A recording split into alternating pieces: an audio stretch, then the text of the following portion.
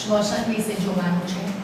આમ તો શ્વસન વિશે આપણે થોડી ઘણી ચર્ચા અગાઉ કરી ગયા છીએ કે આપણે સામાન્ય રીતે આપણી ગેરમાન્યતા એવી હોય છે કે શ્વસન એટલે ઓક્સિજન લેવો અને કાર્બન ડાયોક્સાઇડ બહાર કાઢવો, એને શ્વસન કહેવાય.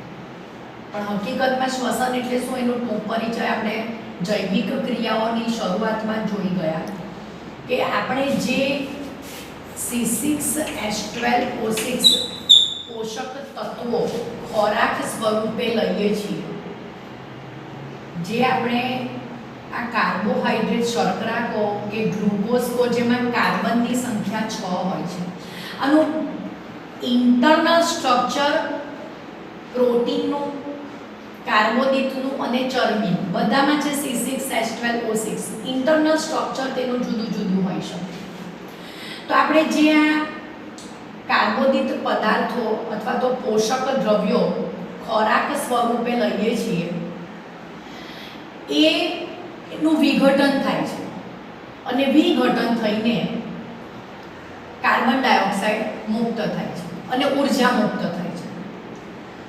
તો આ પોષક દ્રવ્યો જે ખોરાક સ્વરૂપે લઈએ છીએ એનું વિઘટન થઈ કાર્બન ડાયોક્સાઇડ અને ઉર્જા મુક્ત કરવાની જે ક્રિયા છે એને શ્વસન કહેવામાં. આ શ્વસનનો પ્રકાર 2 છે. એક છે જારક શ્વસન અને બીજું છે અજારક શ્વસન.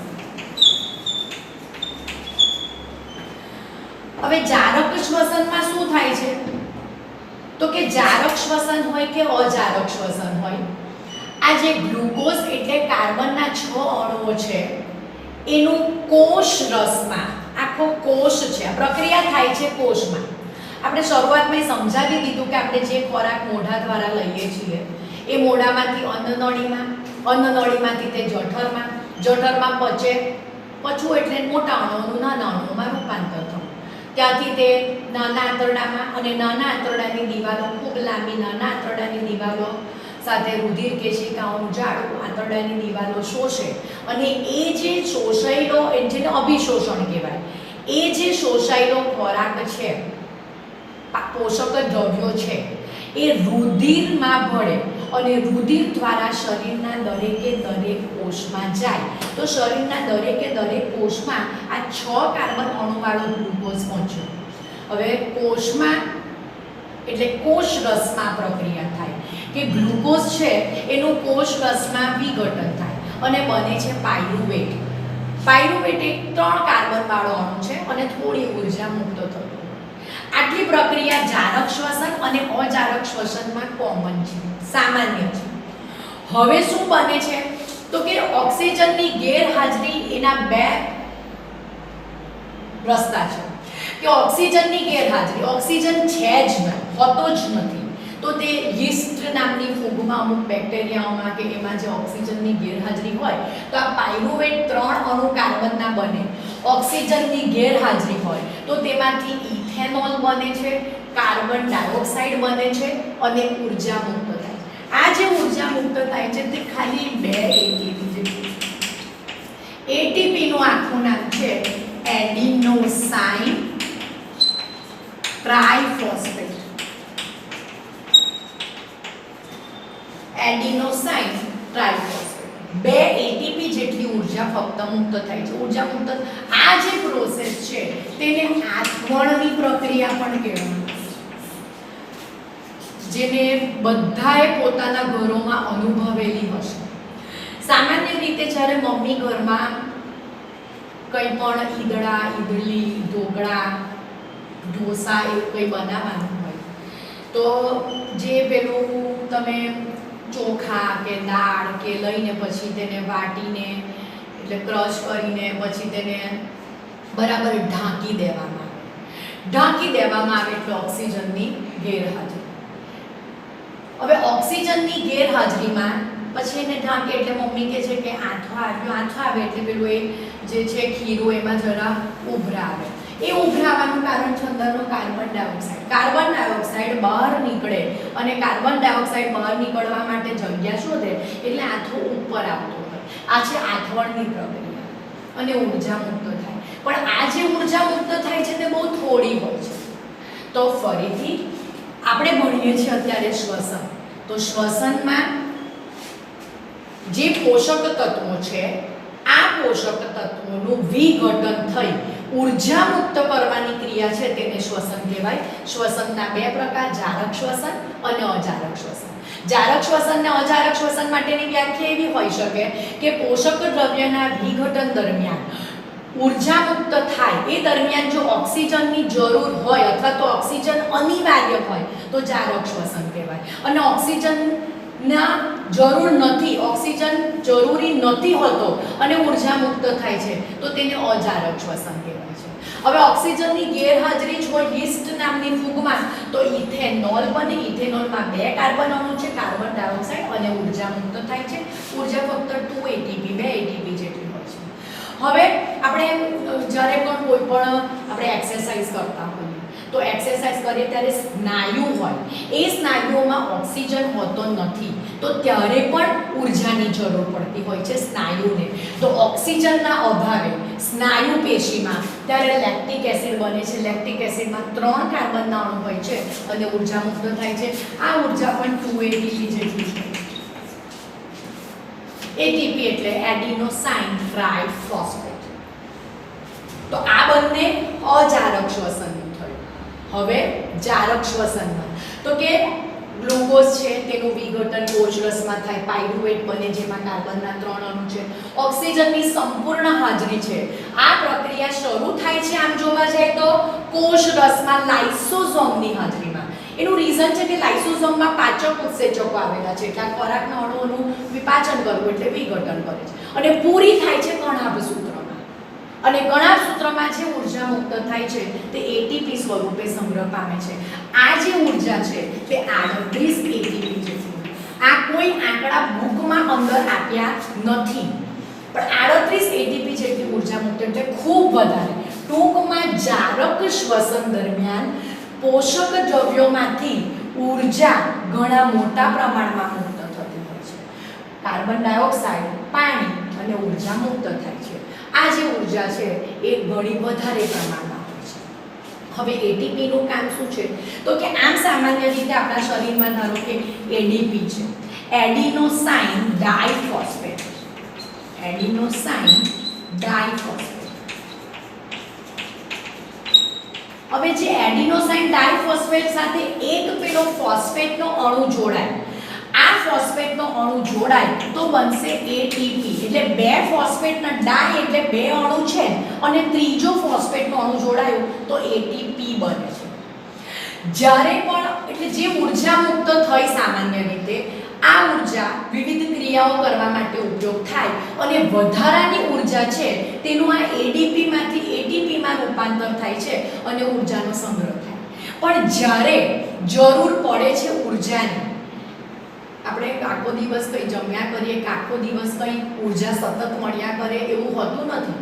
તો કોઈક વાર એવું બને કે આપણે ઉપવાસ કરતા હોઈએ છીએ, જમતા નથી હોતા, તો ત્યારે પણ આપણા શરીરની જૈવિક ક્રિયાઓ તો બધી થતી જ હોય છે. તો ઉર્જા ત્યારે ક્યાંથી આવે છે તો કે એટીપીમાં જે સંગ્રહિત ઉર્જા છે એ એટીપીમાંથી ફોસ્ફેટનો એક અણુ છૂટો પડશે, એટીપીનું એડીપીમાં રૂપાંતર થશે અને જે ઉર્જા મુક્ત થાય એનો વિવિધ ક્રિયા કરવા માટે, વિવિધ કાર્ય જૈવિક ક્રિયાઓ કરવા માટે ઉપયોગમાં લેવામાં આવતું હોય છે.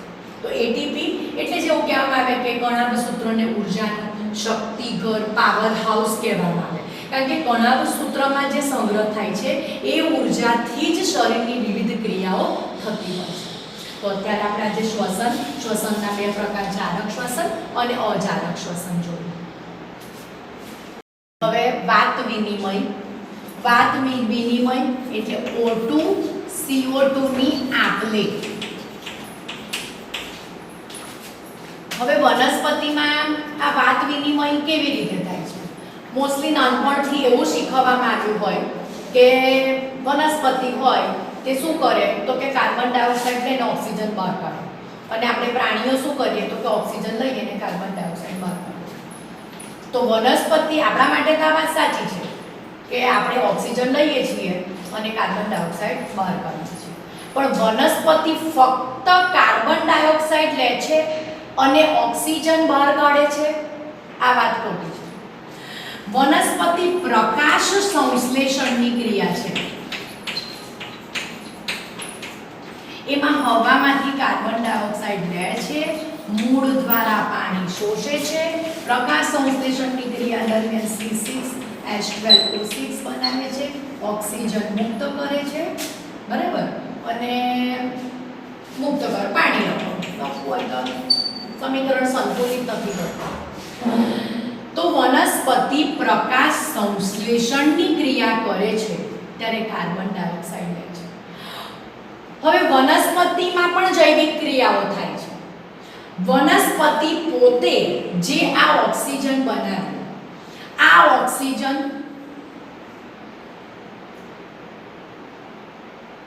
જે આપણે શ્વસનની ક્રિયા કરીએ છીએ, આપણે શ્વસનની ક્રિયા દરમિયાન આ Q2 C6H12O6 અને ઓક્સિજન અને પછી આપણે ઊર્જા મુક્ત કરવા માટે શું થાય છે કે કાર્બન ડાયોક્સાઇડ અને પાણી. આ જે છે એ શ્વસનની ક્રિયા છે. તો વનસ્પતિ આ પ્રકાશ સંશ્લેષણની ક્રિયા કરે છે જેમાં કાર્બન ડાયોક્સાઇડ લે છે, ઓક્સિજન મુક્ત કરે છે. વનસ્પતિ શ્વસનની અને આ ક્રિયા ફક્ત દિવસે જ થાય છે કારણ કે રાત્રિ દરમિયાન પ્રકાશ મળતો ન હોવાથી પ્રકાશ ઊર્જા નથી મળતી, એટલે રાત્રિ દરમિયાન પ્રકાશ સંશ્લેષણની ક્રિયા થતી નથી. પણ વનસ્પતિ જે આ ઓક્સિજન ઉપયોગ કરે છે તેને પોતાની જૈવિક ક્રિયાઓ માટે ઉપયોગમાં લે છે અને કાર્બન ડાયોક્સાઇડ અને પાણી, આ જ કાર્બન ડાયોક્સાઇડ પણ વનસ્પતિ પાછી ઉપયોગમાં લેતી પણ હોય છે. તો વનસ્પતિમાં દિવસ દરમિયાન પ્રકાશ સંશ્લેષણની ક્રિયા અને શ્વસનની ક્રિયા થતી હોય છે. વનસ્પતિમાં રાત્રિ દરમિયાન પ્રકાશ સંશ્લેષણની ક્રિયા થતી નથી, ફક્ત શ્વસનની ક્રિયા થાય છે. રાત્રિ દરમિયાન તે કાર્બન ડાયોક્સાઇડ મુક્ત કરે છે. એટલે સામાન્ય રીતે નાના હતા 5, 6, 7માં ત્યારે ભણવામાં આવતું હતું કે રાત્રે વૃક્ષ નીચે સૂવું સલાહભર્યું નથી. કેમ સલાહભર્યું નથી? તો વનસ્પતિ દિવસે આ ક્રિયા કરે છે બંને, ત્યારે જો કાર્બન ડાયોક્સાઇડ છે તે ઉપયોગમાં લેવાતો હોય છે, પણ રાત્રિ દરમિયાન તે કાર્બન ડાયોક્સાઇડ મુક્ત કરતી હોય છે, ઓક્સિજન મુક્ત નથી થતો. તો પેલા વૃક્ષની નીચે કાર્બન ડાયોક્સાઇડ જમા થતો હોય અને વૃક્ષની નીચે તમે સૂઈ જાઓ, જરૂર હોય છે તમને ઓક્સિજનની ને મળતો હોય કાર્બન ડાયોક્સાઇડ, તો બીમાર થઈ જવાય. તો આ તો O2 CO2 ની આપલે. વનસ્પતિમાં આ O2 CO2 ની આપલે થાય છે પ્રસરણની ક્રિયા દ્વારા. પ્રસરણ એટલે પર્ણરંધ્ર જે છે, પર્ણરંધ્ર દ્વારા કાર્બન ડાયોક્સાઇડ લે છે, ઓક્સિજન બહાર કાઢે છે, કે ઓક્સિજન લે છે, કાર્બન ડાયોક્સાઇડ બહાર કાઢે છે, વોટેવર એ રીતે, અને પછી કોષોમાંથી પ્રસરણની ક્રિયા દ્વારા અંદર O2 CO2 ની આપલે થતી હોય છે. તો આ તો થયું વનસ્પતિ. તો પ્રાણીઓમાં કઈ રીતે O2 CO2 ની આપલે થાય? પ્રાણીઓ તો ફક્ત ઓક્સિજન લે છે અને કાર્બન ડાયોક્સાઇડ બહાર કાઢે છે. પ્રાણીઓમાં પ્રકાશ સંશ્લેષણની ક્રિયા માટે કોઈ પણ પ્રકારની વ્યવસ્થા હોતી નથી કારણ કે ક્લોરોફિલ હોતું નથી. ક્લોરોફિલ નથી, હરિતદ્રવ્ય નથી, હરિતકણ નથી, ક્લોરોફિલ નથી, એટલે પ્રકાશ ઊર્જાનું શોષણ પોસિબલ નથી. પ્રકાશ સંશ્લેષણની ક્રિયા વનસ્પતિમાં જ થાય, પ્રાણીઓમાં નથી થતી હોતી કારણ કે ક્લોરોફિલ નથી. તો એમને જોઈએ છે ઓક્સિજન. તો ઓક્સિજન ગ્રહણ કેવી રીતે થાય? તો કે દરેક પ્રાણીઓના આ ઓક્સિજન ગ્રહણ એટલે કે શ્વસન અંગ જુદા જુદા હોય છે. ધારો કે માછલીની વાત કરીએ તો માછલીમાં તો કે પાણીમાં ઓગળેલો ઓક્સિજન ગ્રહણ કરે. એમ એવું કહેવામાં કે હવામાં 21% ઓક્સિજન છે, તો હવામાંનો તેમાંથી 4% ઓક્સિજન પાણીમાં ઓગળેલો, એટલે ખૂબ ઓછો ઓક્સિજન પાણીમાં ઓગળે. એ પાણીમાં ઓગળેલા ઓક્સિજનનો માછલી પોતે પોતાના શ્વસન ક્રિયા માટે ઉપયોગ લે છે. તો માછલીમાં શ્વસન અંગ કયું છે? તો કે માછલી ઝાલર અથવા તો ચૂઈ દ્વારા કરે. એમાં ઝાલર ફાટ હોય, એ ઝાલર ફાટ ગળીમય એના ઝાલરોથી, ઝાલર ઢાંકણથી ઢંકાયેલી હોય. ગળીમય ઝાલર ઢાંકણ હોય, એને ઝાલર ઢાંકણ કહેવાય, તેનાથી ઢંકાયેલી હોય છે માછલીનો. એટલે આમ કહેવાય ભાઈ જળચર આપણે સ્થળ જ પ્રાણીઓ, આપણામાં શ્વસન અંગો જે સ્થળ પર પ્રાણીઓ રહે છે એ સ્થળ પર એટલે જમીન પરના પ્રાણીઓએ હવામાંથી ઓક્સિજન લેવાનો હોય છે, તો એવા પ્રાણીઓ માટે શ્વસન અંગ ફેફસા હોય છે. તો તો તમને કોઈ પૂછે કે મનુષ્યનું શ્વસન અંગ કયું, તો ફેફસા આવે. મને કહે છે કે નાક, એમાં આ જે નાસિકા છિદ્ર, અંદર નાસિકા કોટર, એ તો ઓક્સિજન લઈ જવાનું, કાર્બન ડાયોક્સાઇડને બહાર કાઢવા માટેનું એક માધ્યમ છે, પણ શ્વસન અંગ તો કયું છે? ફેફસા. તો દરેકમાં ફેફસા મનુષ્યમાં જેવા છે એવા જ દેડકામાં છે કે એવા જ પક્ષીઓમાં છે એવું હોતું નથી. ઉત્ક્રાંતિના એના પ્રમાણે એ ફેફસાની રચનામાં થોડો ઘણો તફાવત હોઈ શકે, પણ પાણીમાં ઓગળેલો ઓક્સિજન ગ્રહણ કરવા માટે શ્વસન અંગ છે ઝાલર, અથવા તો એને બીજા શબ્દોમાં ચૂઈ કહેવાય. એ ઝાલર ફાટ સ્વરૂપે હોય, ઝાલર ઢાંકણથી ઝાલરો ઢંકાયેલી હોય, એમાં પાછું વેરિએશન હોઈ શકે. તો પાણીમાં ઓછો ઓક્સિજન ઓગળેલો છે, એટલે આમ જનરલી ચર્ચા એ કરવાની છે કે સ્થળજ પ્રાણીઓનો શ્વાસ દર વધારે છે કે પછી જલજ પ્રાણીઓનો શ્વાસ દર વધારે છે. તો જળચર પ્રાણીઓ છે, પાણીમાં જે પ્રાણીઓ હોય છે, એ પાણીમાં ઓગળેલો ઓક્સિજન, હવામાં 21% ઓક્સિજનમાંથી 4% પાણીમાં ઓગળેલો છે, બહુ જ ઓછો ઓગળેલો છે, એટલે એ લોકોએ વધારે ઝડપથી શ્વાસ લેવો પડે. વધારે ઝડપથી શ્વાસ દર હોય તો પેલો વધારે ઓક્સિજન, કારણ કે ઓછો ઓગળેલો છે. એટલે આમ જનરલી છે કે ભાઈ માછલી હોય એમાં લગભગ 66 થી 73 કે 78 જેટલું હોય શ્વાસ દર. જ્યારે આપણે સ્થળજ પ્રાણી, આપણા મનુષ્યની વાત કરીએ તો મનુષ્યમાં 12 થી 15 આપેલું છે શ્વાસ દર. હવે તમે આને ધબકારા સાથે નહીં કરતા, આપણા હાર્ટબીટ તો પર મિનિટ 72 સમથિંગ, એનો રિયલ ફિગર્સ પર મિનિટ, આમાં પણ પર મિનિટ છે, પણ આ શ્વાસ દર આપ્યો છે. મનુષ્યનો આટલો છે અને માછલીઓનો, જળચર પ્રાણીઓનો આટલો શ્વાસ દર આપ્યો છે. તો અત્યારે વાત વિનિમય જોયું કે પ્રાણીઓમાં તો નીચલી કક્ષાની વનસ્પતિઓ જેમાં કોષીય પ્રકારનું હોય તો એમાં આ વાત વિનિમય પ્રસરણની ક્રિયા દ્વારા થાય, એટલે O2 CO2 ની આપલે, અને બાકીના પ્રાણીઓમાં યોગ્ય પ્રકારના શ્વસન અંગો આવેલા છે અને શ્વસન અંગો, શ્વસન તંત્ર એના દ્વારા તે યોગ્ય રીતે ઉપયોગ કરીને O2 CO2 ની આપલે કરતા હોય છે. મનુષ્ય મોસ્ટલી સ્થળજ પ્રાણીઓનું શ્વસન અંગ ફેફસા છે. હવે શ્વસનની વાત કરી તો લાસ્ટ પીરિયડમાં જોયું કે શ્વસન એટલે જે આપણે ખોરાક દ્વારા પોષક દ્રવ્યો લઈએ છીએ, એ પોષક દ્રવ્યોનું વિવિધ ક્રિયા માટે શરીરમાં ઉપયોગમાં લેવાની ક્રિયા, એને આમ પોષણ કહેવાય. શ્વસન દ્વારા જ પોષણ મળે. આપણે ગઈકાલે થોડું ઘણું એવું પણ જોયું કે જળચર પ્રાણીઓ અને સ્થળચર પ્રાણીઓ, એટલે સ્થળજ પ્રાણીઓ, સ્થળજ એટલે જે પૃથ્વી પર રહેતા હોય, જે હવામાંથી ઓક્સિજન ગ્રહણ કરતા હોય, એ લોકોનો શ્વસન દર અને જળચર પ્રાણીઓનો શ્વસન દરમાં શું તફાવત છે? તો કે જળચર પ્રાણીઓ પાણીમાં ઓગળેલો ઓક્સિજન ગ્રહણ કરતા હોય છે, જે થોડો હોય છે, હવામાંના ઓક્સિજનના 4% જેટલો હોય છે, એટલે એ લોકોનો શ્વાસ દર ઝડપી હોય છે, કારણ કે વધારે ઓક્સિજન, શ્વાસ દર ઝડપથી હશે તો જ ઓક્સિજન વધારે જશે. જ્યારે સ્થળચર પ્રાણીઓ હવામાંથી સીધો ઓક્સિજન લેવાનો છે, એટલે એ લોકોનો શ્વાસ દર થોડો નીચો હોય છે. હવે આપણે શ્વસન અંગો સ્થળચર પ્રાણીઓના કેવા હોય, તો દરેક સ્થળચર પ્રાણીઓના શ્વસન અંગો એક સરખા જ હોય એવું જરૂરી હોતું નથી. સ્થળચર પ્રાણીઓનું શ્વસન અંગ ફેફસા છે. તો જે પણ શ્વસન અંગ હોય તે કેવું હોવું જોઈએ? તો કે શ્વસન અંગ છે તેની સપાટી ભીની હોવી જોઈએ, હંમેશા એ સપાટી ભીની હોવી જોઈએ. એ સપાટી હવા દ્વારા સીધા સંપર્કમાં રહી શકે એવી વ્યવસ્થા હોવી જોઈએ. હવે આપણું શ્વસન અંગ ફેફસા છે, તો આપણું ફેફસા તો બીજું કે જે અંગ છે તે અંગ રક્ષાયેલું હોવું જોઈએ, તેને રક્ષણ મળે, એટલે મોટા ભાગે શ્વસન અંગ શરીરની અંદર હોવા જોઈએ. તો આપણું ફેફસું આપણા શરીરની અંદર છે, પાંસળીઓની વચ્ચે છે, ઉરસ પ્રદેશમાં છે. ઉરસ પ્રદેશ અને ઉદર પ્રદેશ, છાતીનો ભાગ છે તેને ઉરસ પ્રદેશ કહેવાય અને પેટનો ભાગ છે તેને ઉદર પ્રદેશ કહેવાય. તો ફેફસા ઉરસ પ્રદેશમાં આવેલા છે. આ ફેફસાને આ જે શ્વાસ તળી છે તે બહાર નાક દ્વારા, એટલે હવા, એટલે કે ઓક્સિજન, કાર્બન ડાયોક્સાઇડની આપલે જે આ નાકના બે બે છિદ્ર જેને નાસિકા કોટર કહેવાય તેના દ્વારા સીધા સંપર્કમાં હોય છે ફેફસા. સપાટી ભીની હોવી જોઈએ, તો ફેફસા હંમેશા ભીની સપાટી શરીરની અંદર હોવા જોઈએ. ખૂબ નાજુક અંગ છે એટલે બહારની સપાટી પર થોડું રક્ષણાત્મક પડ હોવું જોઈએ. તેની આસપાસ અથવા તો તેમાં રુધિર કેશિકાઓનું જાડું હોવું જોઈએ.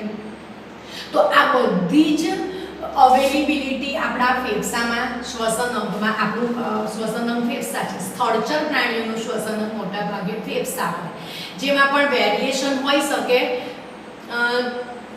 આપણે જે ઉત્ક્રાંતિનો ક્રમ છે તે પ્રમાણે જુદું જુદું એટલે ધારો કે પક્ષીઓની વાત કરીએ કે એ પહેલાં સસ્તન પછી આવે પક્ષીઓ આવે કે પહેલાં ધારો કે કીટકો આવે છે, તો એમાં ક્રમિક ફેરફાર હોઈ શકે, ક્રમિક ઉદ્વિકાસ હોઈ શકે, પણ મોટા ભાગે ફેફસા છે. હવે આપણે વાત કરીએ મનુષ્યનું શ્વસન તંત્ર. મનુષ્યના શ્વસન તંત્રમાં નાસિકા કોટર, નાસિકા છિદ્ર પહેલા અંદરનો જે પોષણ છે તેને નાસિકા કોટર કહેવાય. તે પછી જે ગળાના ભાગમાં આવે એ પોષણ છે તે કંઠનળી કહેવાય. કંઠનળીનો નીચેનો પોષણ છે તેને સ્વર યંત્ર અથવા તો સ્વર પેટી કહેવાય. જે પછી લાંબી સી આકારની કાસ્થિમય આજે છે તે આવી સી આકારની કાસ્થિમય નળીઓથી ઘેરાયેલી કાસ્થિમય નળીની સ્નાયુત્વ જેવી હોય, સ્નાયુ પણ હોય અને કાસ્થિમય નળી હોય, એ શ્વાસ નળી કહેવાય.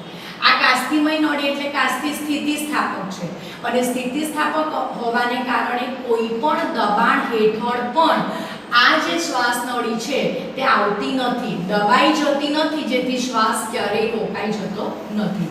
તો આ શ્વાસ નળી છે એ બે ભાગમાં વહેંચાય છે, તેને શ્વાસવાહિની કહેવાય. દરેક શ્વાસવાહિની છે તે પોતપોતાની તરફના ફેફસામાં દાખલ થતી હોય અને અત્યંત નાની નળીઓમાં વિભાજિત થાય, જેને શ્વાસ વાહિકા કહેવાય. આ જે શ્વાસ વાહિકા છે તેને છેડે જે સૂક્ષ્મ કોટરોની રચના હોય જેને વાયુ કોષ્ઠ કહેવામાં. આ વાયુ કોષ્ઠ અસંખ્ય આવા વાયુ કોષ્ઠો છે. એ વાયુ કોષ્ઠો આ ફેફસામાં જે રુધિર કેશિકાઓ છે એના સીધા સંપર્કમાં હોય, એટલે સીધું જ રુધિરમાં ઓક્સિજન ઠલવાય છે અને શરીરમાંથી કાર્બન ડાયોક્સાઇડ જે આવે છે તે આ વાયુ કોષ્ઠો દ્વારા વળી પાછો સીધો બહાર નીકળે છે. તો આ છે એટલે મનુષ્યનું શ્વસન તંત્રમાં નસકોરા અને નાસિકા માર્ગ. આખો જે નસકોરા એટલે નાસિકા છિદ્ર, નાસિકા કોટર, એ જે પોષણ એને નસકોરા અને આખો નાસિકા માર્ગ છે. ગળામાં તો કે કંઠનળી, સ્વરયંત્ર, આ શ્વાસ નળી, શ્વાસવાહિની પોતપોતાની તરફના ફેફસામાં દાખલ થતી. હવે આ જે વાયુ કોષ્ઠો છે, જો એ વાયુ કોષ્ઠોને ખોલવામાં આવે કે વાયુ કોષ્ઠો ગળીમય, તો એની સપાટી ખૂબ વધી જાય છે, ખૂબ વધી જાય. એટલે ફેફસાની અંદર ફેફસું બધા પોચું અંગ છે, આખું રુધિરથી ભરેલું છે, ઝીણી વાળ જેવી બારીક રુધિર કેશિકાઓ છે. આ જે વાયુ કોષ્ઠો છે એમાં જે હવામાંથી આ જે બહારથી હવા એટલે કે ઓક્સિજન આવે છે, ત્યાં વાયુ કોષ્ઠોની અત્યંત પાતળી દિવાલ દ્વારા રુધિર કેશિકાઓના રુધિરમાંના રક્ત કણોમાંના હિમોગ્લોબિન સાથે સંયોજન છે. શ્વસન રંજક છે હિમોગ્લોબિન.